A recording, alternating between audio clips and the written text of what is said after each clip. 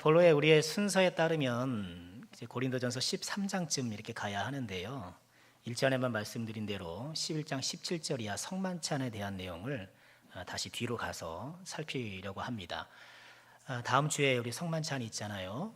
이미 성만찬에 대해서 또 잘 알고 계시겠습니다만, 우리가 어떠한 또 신학적 기반과 또 마음을 갖고 성만찬에 임해야 되는지를 우리 다시 한번 살펴보고 정리하는 그런 시간으로 삼았으면 좋겠습니다. 고린도전서 11장부터 14장까지는 예배 문제에 대한 이야기라고 말씀을 드렸어요.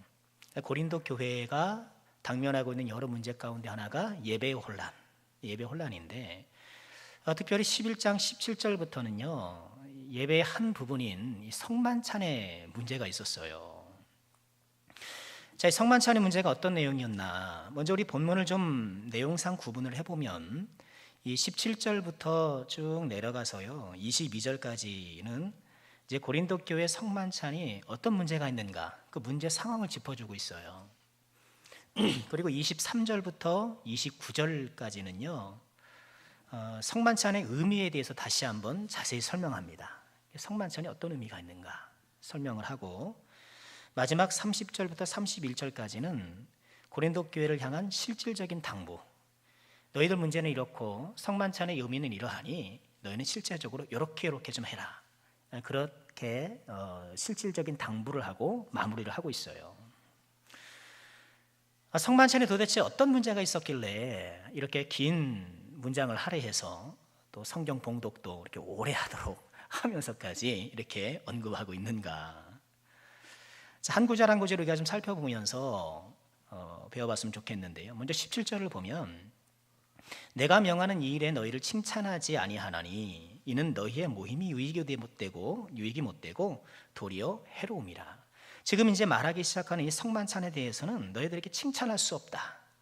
이제 11장을 시작하면서 바울 사도는 원래 고린도 성도들을 좀 칭찬하고 들어갔어요. 혹시 기억나는지 모르겠어요. 먼저 좀 칭찬을 하고 이제 예배에 대해서 얘기를 시작하는데, 성만찬을 언급하기 시작하면서는 좀 태도가 달라져요. 도대체 칭찬할 수 없다, 칭찬을 못하겠다, 그렇게 이야기해요. 왜요? 너희의 모임이 유익이 못되고 도리어 해롭다. 야, 이거 참 심각한 말씀이죠. 여러분, 믿음 생활을 하기 위해서 우리가 모일 때는 그 모임이 우리에게 유익이 되어야 되잖아요. 그렇잖아요. 제가 바라고 소망하는 게 그런 거거든요. 신앙생활 하면서 영적인 유익을 얻고 인생의 유익을 얻고, 그 유익이라는 것이 꼭 세속적인 물질적인 것은 아니라 할지라도 내 인생의 보탬이 돼야 되잖아요. 그렇죠? 아니신가요? 우리는 신앙생활 하면서 어쨌든 이 모든 것들이 우리에게 유익이 돼야 돼요. 그런데 고린도 교회는 모임이 유익이 못되고 해로워졌다. 여러분, 우리는 이런 지경이 되지 않도록 참 조심해야 될 것 같아요. 우선은 나 스스로를 좀 잘 갈고 닦아야 돼요. 여러분, 가장 불행한 게 뭐예요? 신앙생활 하면서 행복하지 못한 게 가장 불행한 거예요. 그럼 재미가 없어요, 인생이. 그런다고 해서 세상 나가서 우리가 즐길 것도 아니고, 세상 나가 즐기면 죄책감 때문에 우리가 그럴 수 있나요? 교회 와도 재미가 없고 세상에서도 재미없고, 예수 안 믿으면 차라리 아무것도 모르니까 세상 나가서 마음껏 즐긴다고 서요. 근데 우리는 세상에 나가도 즐겁지 못하고 교회 와도 즐겁지 못해요. 믿음 생활이 불행하게 되면. 근데 그 불행한 믿음 생활의 1차적인 원인은 본인에게 있을 가능성이 매우 높아요. 늘 그런 건 아니겠지만. 그래서 불행은 자초하는 거예요. 대부분이 그래요. 가만 생각해 보세요. 꼭 남이 혹은 외부의 환경이 나를 힘들게 하고 나를 불행하는 것 같지만, 사실 따지고 보면 그 외부의 불행적인 요소 여러 것들은 역사 이래로 계속 있어 왔어요. 그렇죠? 역사 이래로 그런 것들은 늘 상존했어요. 그것을 어떻게 대하느냐, 나의 준비된 마음과 내가 어떻게 그것을 대하느냐에 따라서 상황은 달라지는 거예요.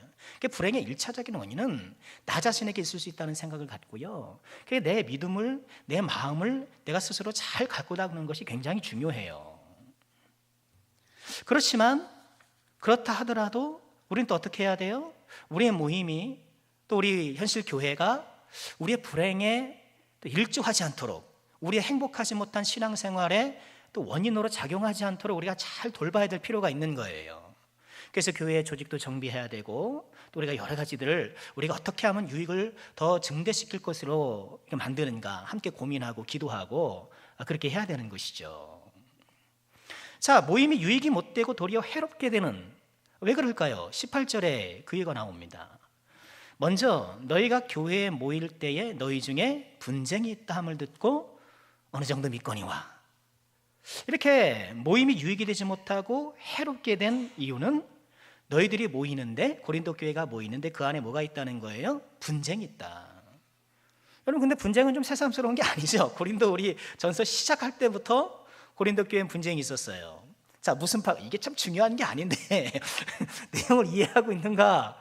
아니, 고린도 교회에 무슨 파가 있는지 이게 뭐가 그렇게 중요하겠습니까만, 그래도 내가 내용을 기억하고 있느냐 한번 좀 복습해 보면 무슨 파가 있었어요? 바울파, 아볼로파, 게바파, 마지막 파는 뭐예요? 그리스도파. 야, 뭐 바울, 아볼로, 게바, 우린 그리스도야 하면서 그리스도파가 있었어요. 그래도 이런 분쟁은 표면상으로나마, 그 이면 그렇지 않은데 표면상으로나마 내가 그래도 신앙의 색깔을 추종한다, 내가 어떤 신앙의 성격을 나는 이렇게 뒀다, 아볼로다, 바울이다, 뭐 이렇게 하는 명분은 있었어요. 그런데 이 11장에서 언급하는 이 분쟁은 그런 표면상으로나마 신앙 색깔에 대한 분쟁이 아니고요, 교회 안에 사회 계층, 신분에 따른 분쟁이에요. 신분에 따른 분쟁. 여러분, 오늘날 뭐 대한민국이야 뭐 신분사회가 아니니까. 하지만 고대 사회는 다 신분사회였잖아요. 왕이 있고 귀족이 있고 평민이 있고 노예가 있고. 대표적으로 그렇잖아요. 로마 사회도 그랬단 말이에요. 그럼 교회는 뭐 귀족만 모입니까? 아니잖아요. 교회 안에는 귀족도 있고 평민도 있고 노예도 있고 각계각층의 여러 신분의 사람들이 모인단 말이에요. 그런데 이렇게 다른 신분의 사람들이 모이는데 이 신분에 따라서 교회가 분쟁하기 시작한다는 거예요. 야, 뭐 놀라운 일이죠. 18절 다시 한번 보시면 먼저 너희가 교회에 모일 때, 이걸 조금 더 정확하게 번역하면 교회로 모일 때. 여러 모임이 있잖아요. 여러분, 이 고린도전서가 쓰여질 당시만 해도 우리처럼 건물 예배당이 없었어요. 다 가정에서 모이는 그런 예배였거든요. 그러니까 모임이 교회에 모인다, 우리 교회 가서 모이자, 이게 아니고요, 우리 교회로 모이자 이렇게 되는 거예요. 자, 우리 취미로 모이자, 우리 일로 모이자, 뭐 그게 아니고요, 교회로 모이자. 다른 모임은 어떤지 모르겠지만 이 교회로 모일 때에는 이 사회가 갖고 있는 신분 계층이, 이런 신분이, 이것이 다 평등해지는 것이잖아요. 그래 갈라디아 3장 28절에 이렇게 말씀을 하시잖아요. 갈라디아 3장 28절, 너희는 유대인이나 헬라인이나 종이나 자유인이나 남자나 여자나 다 그리스도 예수 안에서 하나이니라. 너희는 유대인이나 헬라인이나 인종적으로, 종이나 자유인이나 신분적으로, 남자나 여자나 성별적으로 다 그리스도 안에서 하나라는 거예요. 이런 기본적인 평등 사상이 또 복음 안에 깔려 있는데, 아니 고린도 교회에서 성만찬으로 모일 때에 이런 그리스도 안에서 하나됨이 깨어지고 신분에 따라서 이렇게 쪼개지고 분쟁하는 그런 모습이 있다는 거예요. 그런데 여러분, 우리가 이걸 보면, 우리가 지난 시간에 살펴보았습니다만 예배 드릴 때에 여자들이 머리에 쓰는 문제 기억나시죠? 왜 그들이 여지에 쓰는 것을 벗었나요? 이 갈라디아 3장 28절처럼 아니 예수 안에서 남녀가 다 평등한데 왜 우린 여자라고 꼭 머리를 써야 되냐? 그래서 머리를 벗고, 머리 쓰는 것을 벗고 막 예배하고 뭐 방언하고 막 이렇게 했단 말이죠.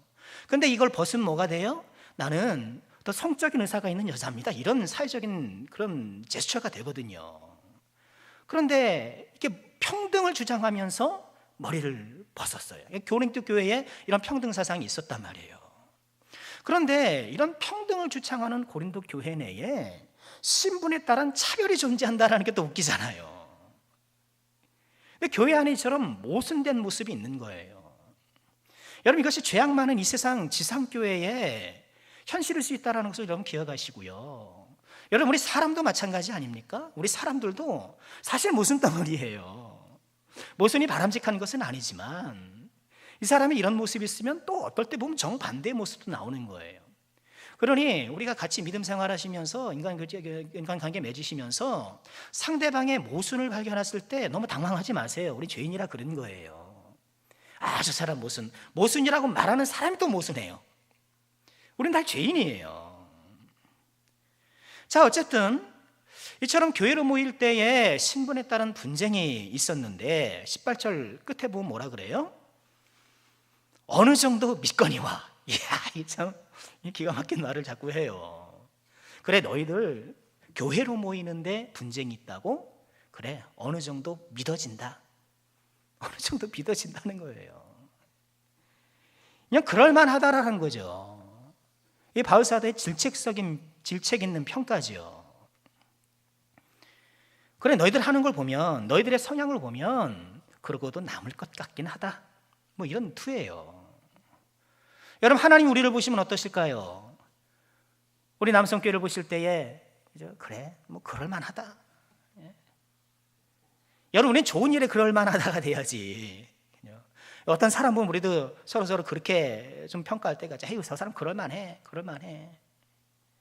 여러분, 그것이 얼마나 부끄러운 평가예요. 지금 고린도 교회가 이 문제 때문에 하나님 앞에 그런 평가를 받고 있는 거예요. 19절 보시죠. 너희 중에 파당이 있어야 너희 중에 옳다 인정함을 받은 자들이 나타나게 되리라. 자, 이 말은요, 얼핏 읽으면 파당이 있어야 뭐 옳은 사람들이 드러날 거야. 파당 좋아. 뭐 그렇게 얘기하는 것 같은데 결코 그렇지 않아요. 이 말은 자조적인 표현이에요. 표준 세번역이라는 성경이 이 부분 아주 잘 번역을 했어요. 어떻게 번역했냐면, 하기야 여러분 가운데서 바르게 사는 사람들이 환히 드러나려면 여러분 가운데 파당도 있어야겠지요. 그렇게 얘기하고 있는 거예요. 도대체 어떻게 파당이 나타났는데 그럴까요? 20절 보실까요? 그런즉 너희가 함께 모여서 주의 만찬을 먹을 수 없으니 이는 먹을 때에 각각 자기의 만찬을 먼저 갖다 먹으므로 어떤 사람은 시장하고 어떤 사람은 취함이라. 어떤 사람은 시장하고 어떤 사람은 취함이라. 너희가 함께 모여서 주의 만찬을 먹을 수 없다.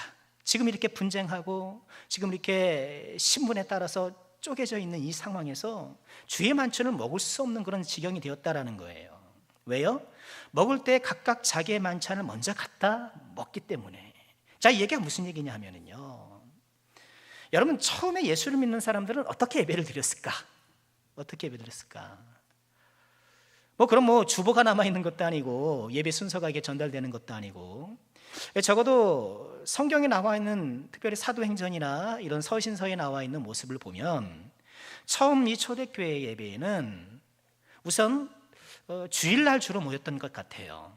처음에는 유대인의 전통에 따라서 안식일에 모였지만 점차 예수님이 부활하신 날, 또 사도행전 20장 7절에 보면 그 주간의 첫째 날에 떡대로 모였다 이렇게 기록되어 있거든요. 그러니 그 주간의 첫째 주일이 월요일이잖아요. 아니, 주일이잖아요. 그러니까 주일날, 안식 후 첫날, 먼저 성경은 안식 후 첫날이라고 이렇게 번역을 했거든요. 의역을 해서. 그게 주일날 주로 모였던 것 같아요. 그럼 모여서 어떻게 예배를 드렸을까? 우리 고린도전서 14장 26절 뒤에 가보시면 그 예배할 때에 너희들이 찬송도 있고 말씀도 있고 계시도 있고 방언도 있고 통역도 있다 이런 얘기를 해요. 그러니까 예배를 드릴 때에 찬송하고 말씀하고 또 이제 은사들이 막 이렇게 활발하니까 방언도 하고 그랬던 모양이에요. 흔히 말하는 그런 집회가 있었던 것 같고요. 또 오늘 본문에서 보이는 것처럼 이런 성찬이 또 애찬이 있었던 것 같아요. 그 애찬이 어떻게 했는가 하면 성도들이 각자 자기 집에서 먹을 것을 가져오는 거예요. 여러분, 우리도 종종 그렇게 하잖아요. 구역 모임 할 때 조금씩 이렇게 반찬을 싸워가지고 같이 이렇게 나눠 먹고 하잖아요. 그러면 이 예배를 어떻게 순서를 구성했을까? 오늘처럼 1부 예배로 이렇게 집회적인 예배를 하고 2부 예배로 이렇게 성만찬이나 애찬을 같이 나눴을까? 그렇게 생각해 볼 수도 있는데 처음에는 그랬던 것 같지 않아요. 그러니까 어떤 때에는 이렇게 집회적인 성격의 예배를 드리고 어떤 때에는 순전히 떡을 떼기 위해서 성찬을 하기 위해서 애찬을 하기 위해서 이렇게 모였던 것이 아닌가, 우선 그렇게 좀 생각이 되어지고요. 또 다른 기록들을 보면 이처럼 1부, 2부 순서격으로 이렇게 순서를 나열해서 예배를 드리는 것은 좀 훨씬 후대 일이다라는 그런 주장도 있기는 해요. 그리고 아까 말씀드린 사도행전 20장 7절에서도 그 주간의 첫날에 우리가 떡대러 모였다, 성만찬 하러 모였다, 이렇게 말씀을 하거든요. 그러니까 순전히 그날은 성찬을 하기 위해서 모였던 것으로, 애찬을 하기로 모였던 것으로 이게 추정 가능한 거예요. 자, 어쨌든 고린도 예배 가운데에 이처럼 성찬과 더불어서 같이 싸운 음식을 함께 먹는 예찬이 벌어졌는데, 문제는요, 여러분, 신분 사회니까 고대사는 신분이 높으면 돈도 많잖아요. 그래서 신분이 높고 부유한 사람들은 좋은 음식을 많이 가져오는 거예요. 그럴 수 있죠. 근데 상대적으로 가난한 사람, 또 평민 혹은 노예들은 이게 가지고 있는 것이 많지 않으니까 이 초라한 음식을 적게 가져올 수밖에 없는 거예요. 여러분, 그럼 어떻습니까? 이것을 다 같이 한 대 놓고 서로 하나됨을 이렇게 서로 확신하면서 이 사랑 가운데 골고루 같이 나눠 먹으면 얼마나 좋겠습니까? 그런데 이 고린도 일부 이 사람들은요, 자기가 가져온 건 좋은 것들을 부자끼리 모여가지고 그렇게 먹었던 거예요. 아, 여러분, 세상에서 제일 화나는 차별이 뭐예요? 뭐 가지고 차별하는 거예요? 뭘 가지고. 어떻게 그렇게 잘하세요? 그랬던 거예요. 더군다나 노예 신분의 성도. 근데 여러분, 우리가 로마 시대의 노예에 대해서는 우리가 좀 오해하지 말아야 될 것은 애굽의 히브리 노예처럼 그렇게 막 강제 노역하고 이렇게 얻어맞고 그런 노예는 아니었어요. 그러니까 로마 사회의 노예들은 비교적 대우를 잘 받았고요. 어렵고 힘들지만 그런 어떤 아주 극악한 처우를 받았던 것은 아니고, 또 신분 상승의 기회가 있었어요. 노예 출신으로 입지전적으로 성공한 사람들이 많아요. 빌라도가 그랬거든요. 빌라도도 원래 노예의 신분이었어요. 근데 자유인이 되고 그러니까 총독까지 올라간 거예요. 이렇게 사회 계층 이동이 가능은 했어요. 그렇지만 노예 신분인 사람이 더 높은 신분의 사람들보다 할 일이 많고 바쁜 것은 사실이죠. 그러니 떡대를 이렇게 모이는데, 이 노예 신분의 사람들은 바쁘다 보니까 어떻게 해요? 모임에 미쳐 늦는 거예요. 제 시간에 못 가고 이제 늦을 때가 있는 거예요. 그러다 뭐 시계가 있는 것도 아니고 늦는데, 아니 그것은 기다려주면 좀 좋습니까? 기다려주지 않고 먼저 시간적인 여유가 있고 이런 높은 신분의 사람들이 딱 자리를 잡고는 그들이 먼저 먹고 있는 거예요. 그 뒤늦게 헐떡 들어온 이 노예 신분의 사람이 얼마나 마음이 속상했겠어요. 서두에 말씀드린 것처럼 고린도 교회만 하더라도 아직 교회라는 이런 건물이 없었기 때문에 가정집에 모였잖아요. 가정집에서 교회로 모이려면 그래도 어느 정도 그 사람들이 모일 수 있는 공간이 확보된 가정일 가능성이 높겠죠. 좀 신분이 높은 사람이 집에서 모였을 가능성이 높아요. 그런데 신분이 높은 집의 사람들 대부분의 로마의 상류층에는 어떤 방이 있었냐 하면 연애실이 따로 있었어요. 트리클리니움이라는 그런 연애실이 따로 있어요. 사진 한번 보여주시겠어요? 좀 크게 보여주지. 저기 보이세요? 잘 보이죠? 트리라는 것은요, 셋이라는 뜻이고, 클리니라는 것은요, 긴 의자라는 거예요. 그러니까 여러분 영화 같은 데 보면 로마 사람들이 이렇게 의자를 디귿자 형태로 긴 의자를 놓고 거기에 반쯤 누워가지고 음식을 먹어. 유대인들도 비슷해요. 헬라 문화가 들어와서 그렇게 음식을 먹는 거예요. 상상이 되시죠? 저렇게 트리클리니움에서 음식을 먹는 거예요. 부자들이 일찍 모여서, 그죠? 시간적 여유가 있으니까 또 좋은 음식이 와가지고, 노예 신분에 늦는 사람들은 기다려주지 않고 지금 자기들끼리 저기서 이렇게 맛있게 먹고 그렇게 애찬을 먼저 진행해 버리는 거예요. 그러니 뒤늦게 참석한 사람들의 마음이 얼마나 좀 부끄러웠겠어요. 이 성찬과 애찬, 이렇게 애찬을 하고 나중에 성찬을 했던 것 같아요. 성찬식을 했던 것 같은데, 그리스도 안에서 하나됨이 돈독해야 될 이런 애찬과 성찬의 자리가 자기의 신분과 부를 과시하는 자리가 되고 만 거예요. 여러분, 그런 면에서요, 우리 교회는 가난한 사람들도 쉽게 찾아올 수 있는 곳이 되어야 돼요. 정말 그런 곳이 되어야 되고요. 그런 면에서 교회 건물을 지나치게 고급스럽거나 사치스럽게 화려해서도 안 돼요. 그것도 별로 좋은 게 아니에요. 여러분 가끔 그러잖아요. 어떤 대형교회, 서울에 큰 대형교회 가면 파이프 오르간이 몇 억이네 뭐이네. 그런 거 아무 소용없는 거예요. 그렇게 하늘 높은지 모르고 그냥 쫙 올라가는 그런 교회를 보고 오늘 하루 먹을 것이 없어가지고 힘든 사람들이 그 교회를 가겠어요? 그 교회를 보고 뭘 느끼겠어요? 그러니까 교회는 그렇게 겉모습이 화려하고, 여러분 그런 거 자랑하지 마세요. 우리 교회는 그런 거 없죠? 그런 거 없죠? 우리 교회는 그런 게 없으니까. 그런 거 있는 교회 가서 이런 소리 하면 할 거 아니에요. 우리 교회 강대상이 뭐네, 뭐가 어쩌네, 이러면서 교회 기물이 비싼 거 자랑하는 거 아무 소용 없는 거예요. 그게 뭐가 중요해요? 깔끔하고 좀 수수하고 바닥 좀 안 깨지고 그러죠? 그러면 됐지. 그런 교회면 됐지. 예. 누구나 부담 없이 다가올 수 있는 분위기, 그렇죠? 그리고 그 분위기가 또 이처럼 외향과 또 연결이 되어 있잖아요. 그러니까 교회는 누구나 쉽게 접근할 수 있는 편안한 교회가 돼야 돼요. 지금 고린도 교회가 이렇게 망가지고 있는 거예요. 근데 그들은 자연스러운 거거든요. 이 교회라는 것을 망각하지 말고 지금 교회로 모인다는 생각을 모르고 그냥 사회에서 그렇게 했던 대로 지금 교회 와서 이렇게 하는 거예요. 교회 안에서도 자기 신분 자랑하고 자기 부가시하고 이러면서 교회가 신분적으로 또 이렇게 나눠지고 있는 거예요. 22절 말씀 보실까요? 너희가 먹고 마실 집이 없느냐? 그렇죠? 아니 먹고 마실 집이 없느냐? 너희가 하나님의 교회를 업신여기고 빈궁한 자들을 부끄럽게 하냐? 내가 너희에게 무슨 말을 하랴? 너희를 칭찬하랴? 이것으로 칭찬하지 않노라. 하나님의 교회를 업신여기고 빈궁한 자들을 부끄럽게 만드는 이 고린도 교회의 타락한 성만찬.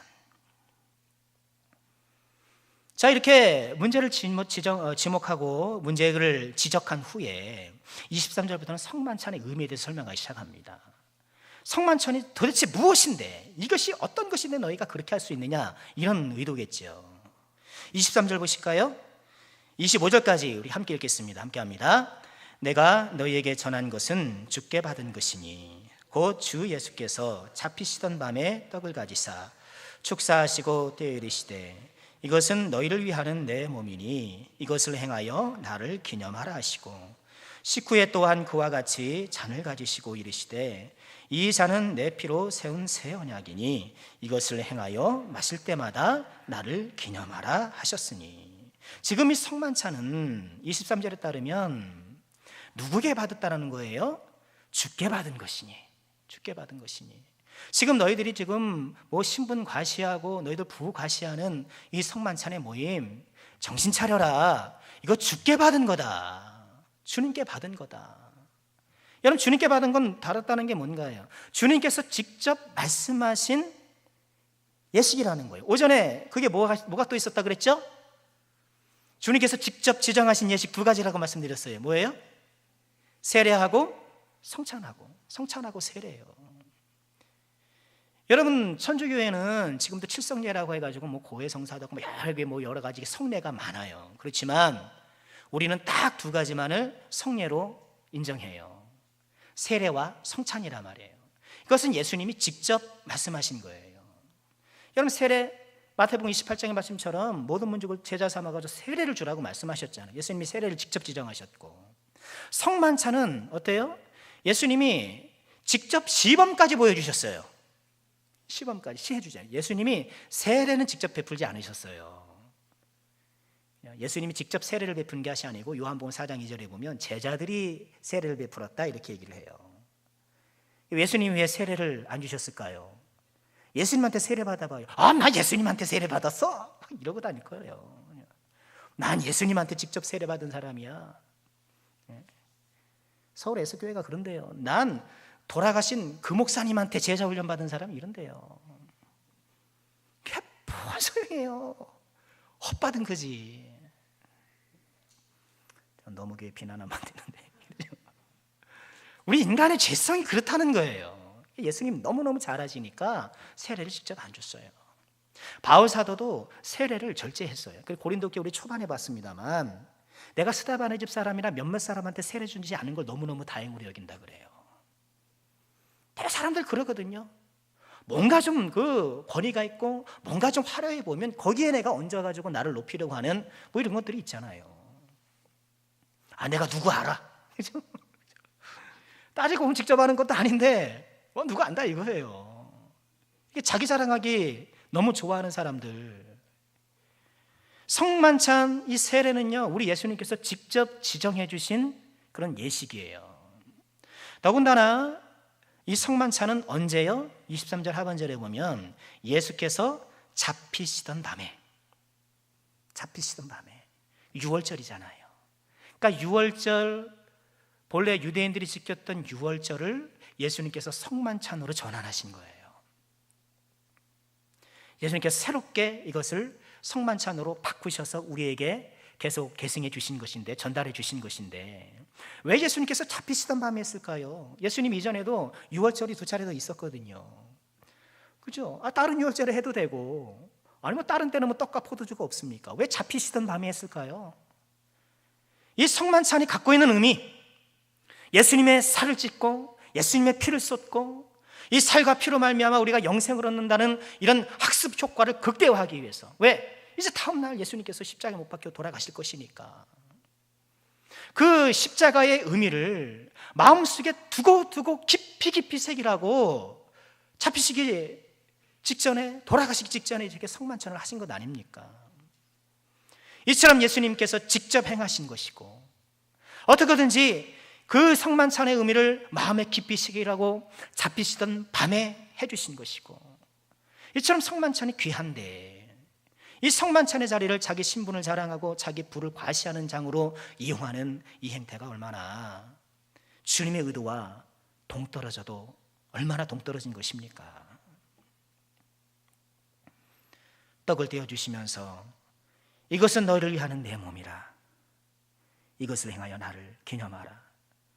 또 식후에 잔을 따라주시면서 이것은 너를 위해서 흘리는 언약의 피니라. 그걸 마시게 하시고, 여러분, 이 귀한 성만찬을 대하는 이 주의 백성들이 얼마나 어리석고 기가 막힐 노릇입니까? 여러분, 우리가 성만찬에 대하는 떡이, 잔이 어떠한 것인지, 우리 주께서 직접 주신 것이요 잡히시기 전에 우리에게 주신 이 거룩하고도 존귀한 것이라는 것을 꼭 기억하시고요. 그러면 이 성만찬을 우리는 어떻게 좀 이해해야 될까? 예수님이 그러셨잖아요. 이것은 떡을 들고 이것은 내 몸이다. 또 잔을 들고 이것은 내 피다. 말씀을 하셨는데, 아니 이게 어떻게 예수님의 몸이고 예수님의 피인가? 아이, 떡이야 이거 지금 떡집에서 해온 거고, 피야 이거 포도주 담가서 해온 건데, 이게 어떻게 예수님의 떡과 피가 되느냐? 또 우리 시간 많은 우리 신학을 하고 공부하는 성경학자들께서 그거 가지고 연구하시는 거죠. 중세시대에는 천주교는요, 이른바 화채설을 주장했어요. 화채설. 그러니까 화채설은요, 몸으로 변한다는 뜻이잖아요. 사제가 떡을 두고 축성할 때, 축복의 기도를 할 때 떡과 포도주가 실제 예수님의 몸과 피로 변한다는 거예요. 여러분, 지금 우리의 관점에서 이거 뭐 우스운 소리라고 들리지만, 저것은 충분한 당시의 철학적인 배경이 있는 주장이에요. 우리가 이렇게 지금의 어떤 사고를 갖고 이렇게 너무 폄하해서는 안 돼요. 깊은 고민과 사색 가운데 나오는 거예요. 옳지는 않지만. 천주교는 지금도 화채설을 주장해요. 그래서 사제가 기도하면 이 떡이 진짜 예수님의 살이 되는 거예요. 피도 예수님의 이 포도주 피가 되는 거예요. 천주교에 가면 가지 마세요. 꼭 갈 필요 없습니다. 떡은 이렇게 나눠줘요. 그렇지만 잔은 사제가 다 마셔요. 왜요? 이 예수님의 보배로운 피를 흘리면 안 되니까 조심해서 이것을 사제가 혼자 다 마셔요. 아마 지금도 그렇게 하고 있을 거예요. 자, 이런 화채설을 주장하는 사람들이 있고요. 반면에 루터는 이른바 공제설을 주장합니다. 이 공제설이라는 것은요, 카톨릭의 화채설이 좀 말이 안 된다고 보는 거예요. 이 떡이 어떻게 예수님의 살이 되냐 이거예요. 그 당시에도 그렇겠죠. 아니 그 떡이 이렇게 뭐 떡이지, 떡의 본질이 안 변하잖아요. 그 촉감이나 그 향이나 그 맛이 변하는 게 그게 뭐 사람 살로 변하는 것은 아닐 테니까. 그러니 그런 화채설은 좀 과도한 주장이라는 거예요. 대신에 그리스도의 몸이 떡과 포도주에 함께 한다라고 그런 생각했어요. 함께 한다. 그래서 공제 혹은 공채설 이렇게 얘기를 해요.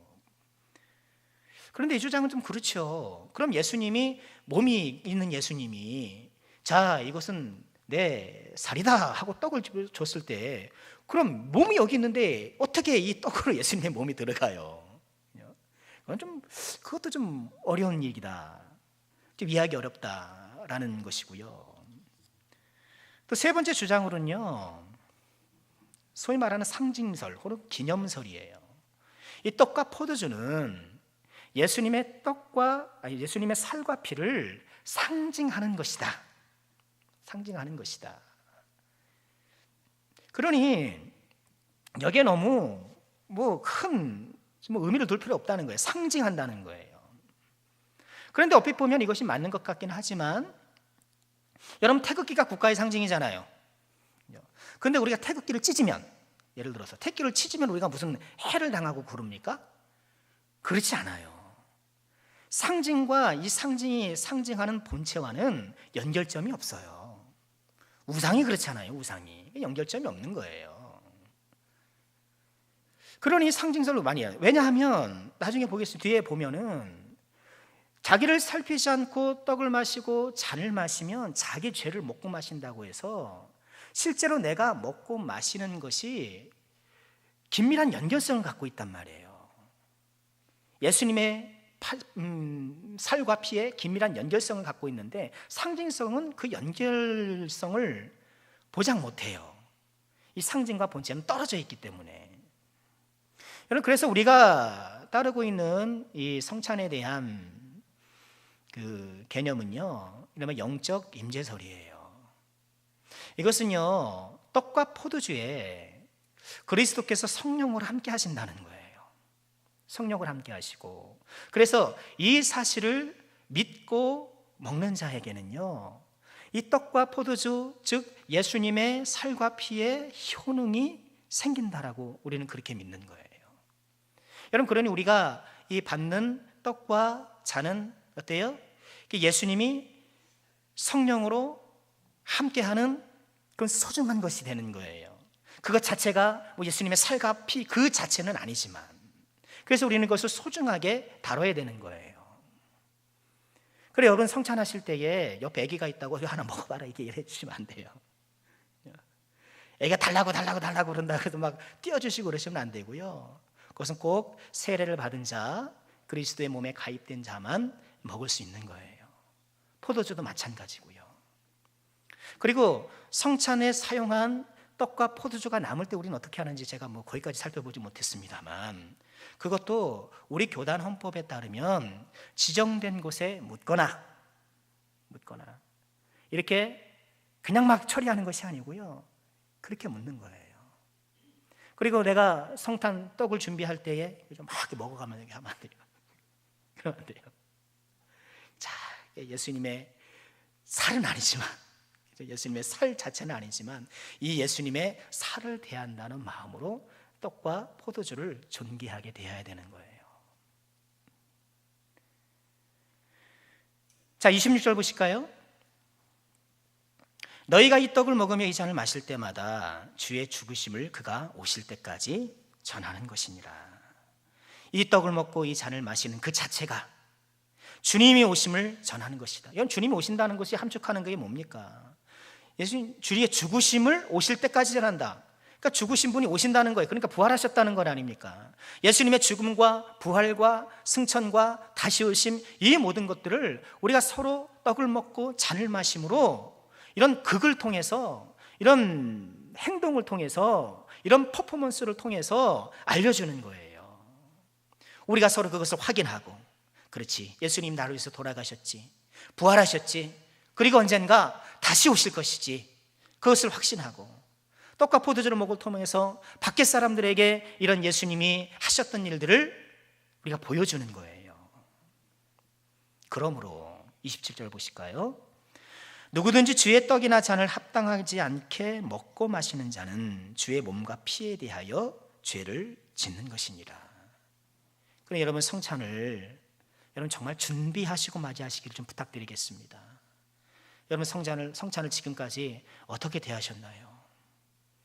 교회 오니까 아이고 오늘 성찬이야, 오늘 성찬이야, 뒤늦게 알고.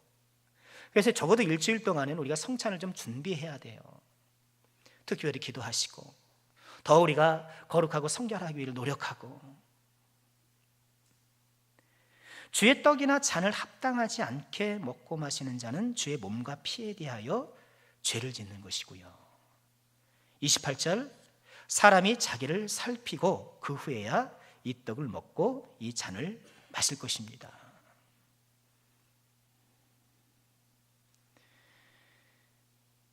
주의 떡이나 잔을 합당하지 않게 먹는다라는 것은 무엇일까요? 우선 고린도 교회의 상황 안으로 들어가 보면 그리스도의 십자가 희생과 사랑을 되새기고 또 그것을 실천하는 장이 되어야 되는데, 지금 신분과 부를 과시하는 장으로 지금 전락시켜 버렸잖아요.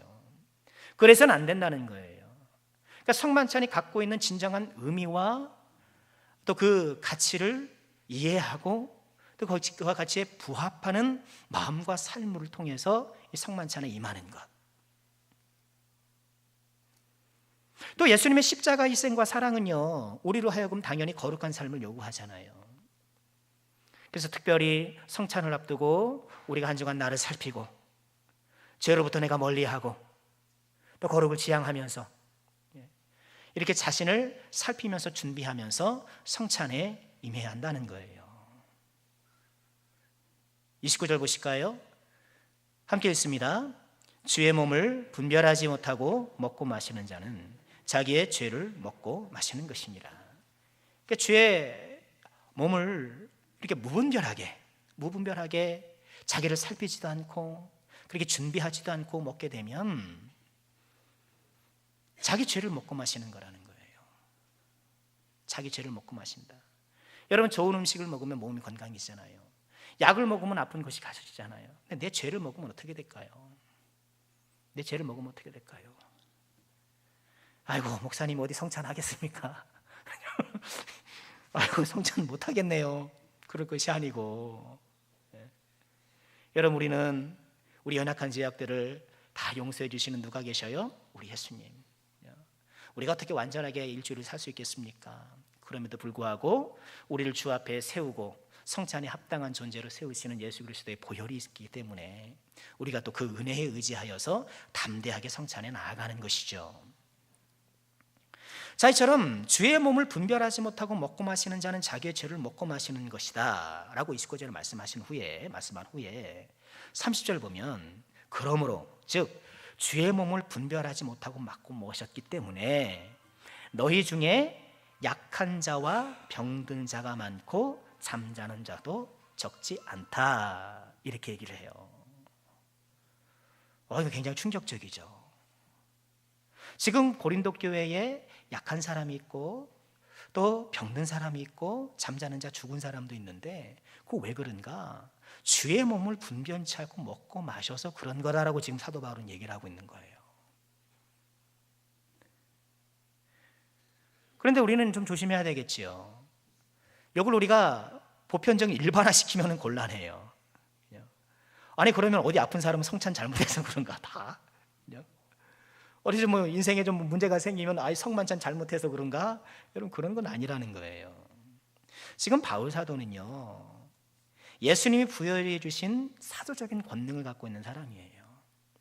그 사람이 고린도 교회를 진단해 볼 때에 이런저런 문제가 있는 것이 성만찬과 연관되어 있다라고 그는 진단하는 거예요. 사도기 때문에. 하지만 그런 진단의 능력이 우리에게는 없어요. 그래서 어떤 사람이 뭐 질병이 있다고 해서 성만찬 잘못해서 그런가 이렇게 우리는 결코 말할 수 없어요. 그런 권능과 그런 지혜와 통찰이 우리에게는 없어요. 더군다나 우리가 경험하는 질병이나 혹은 사고나 우환들이 어떤 죄와 직접적으로 연관되는 경우도 있긴 해요. 당연히 그럴 수 있죠.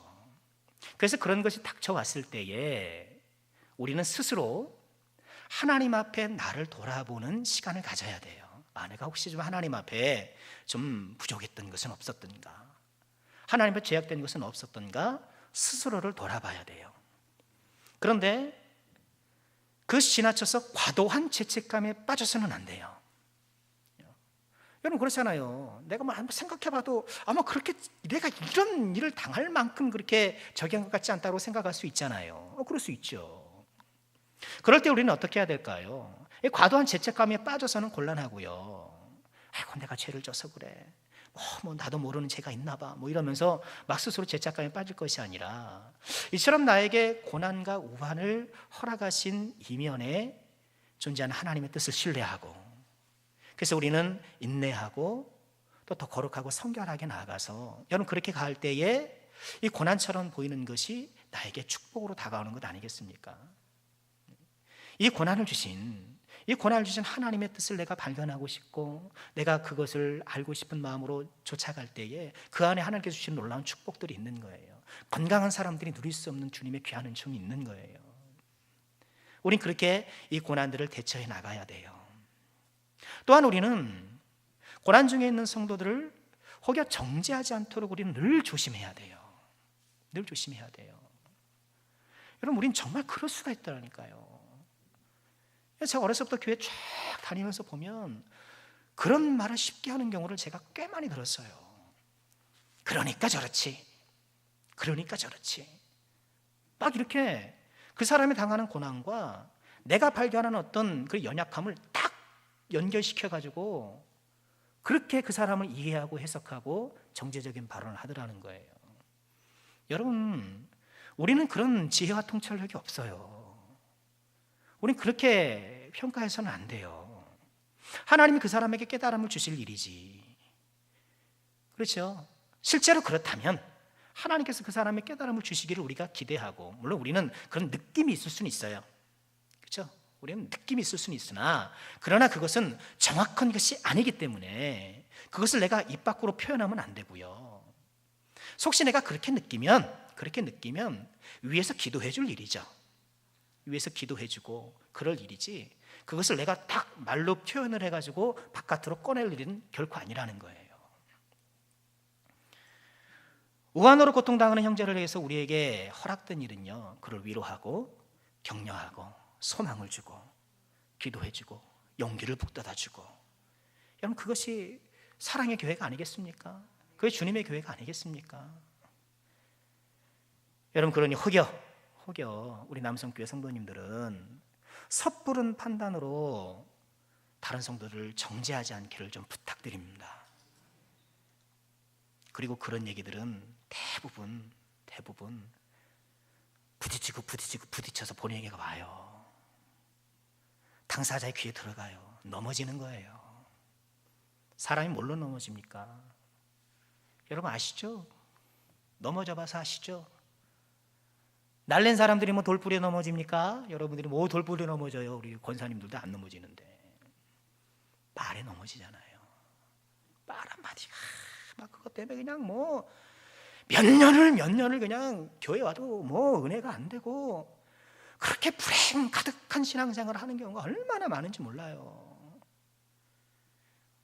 언어의 영성 저는 1년에 한 번씩 꼭 설교한다고 약속드렸어요.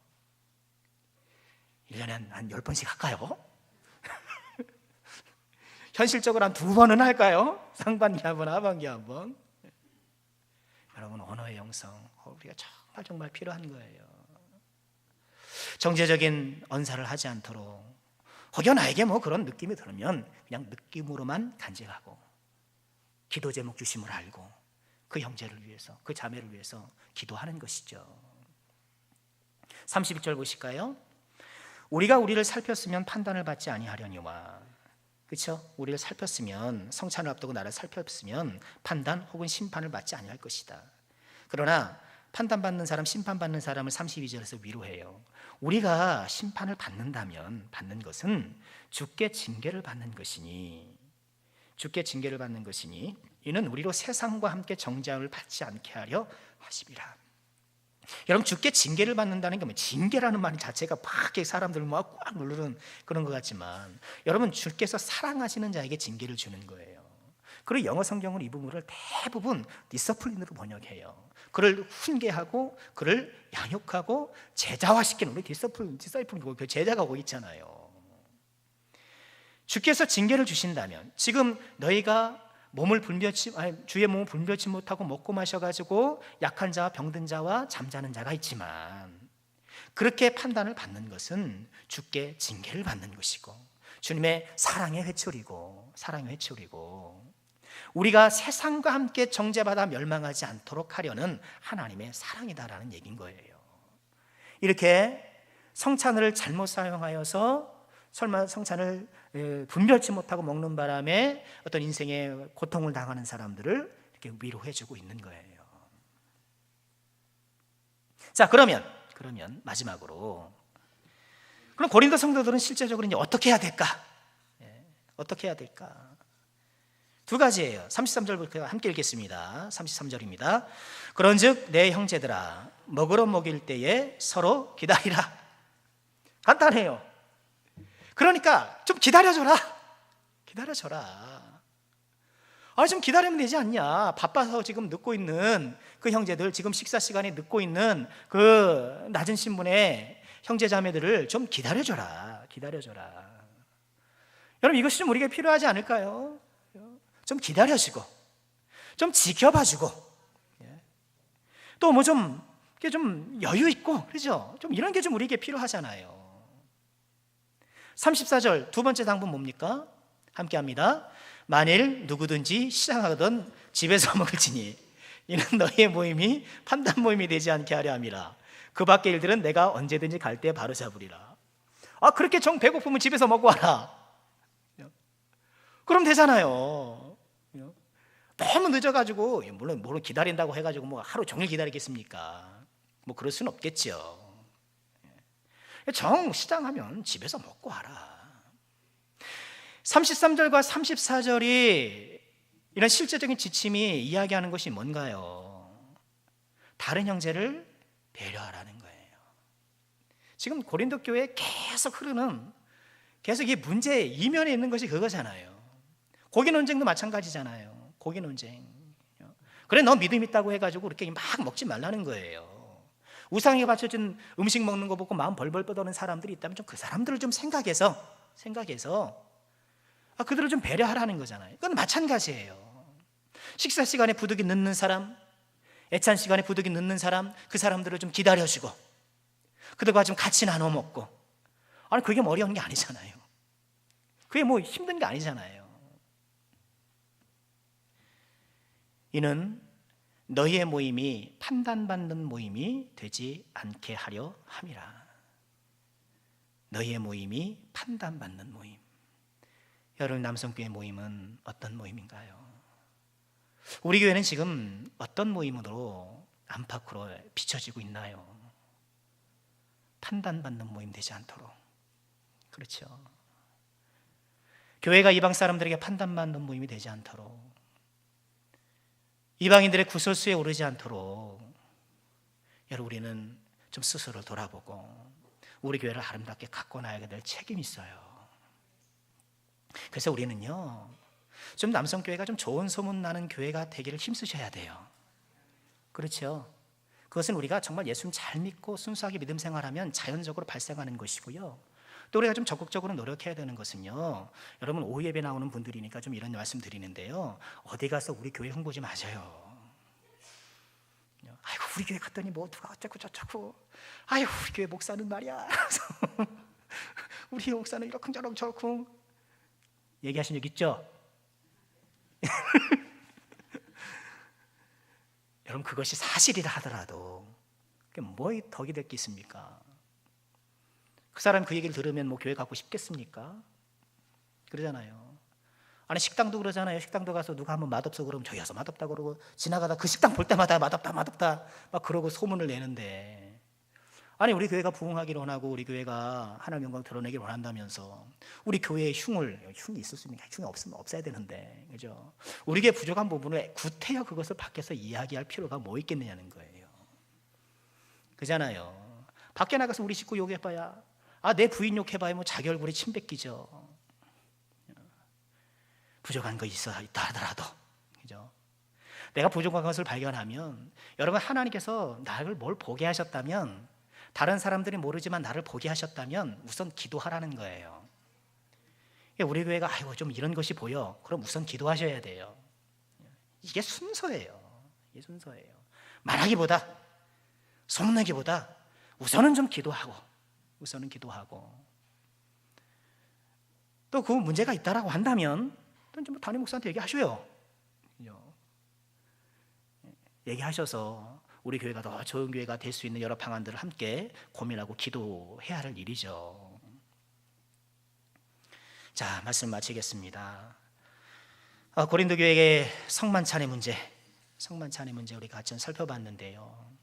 이 주님께서 주신 이 소중한 성만찬을 악용하고 잘못 사용하고는 이들, 여러분 다음 주 우리 성만찬인데 여러분 일주일 동안 특별히 좀 더 우리가 경건에 힘쓰시기를 부탁드리고요. 성찬에 합당한 우리가 되도록 또 몸과 마음을 잘 살피는 우리 모두가 되었으면 좋겠습니다.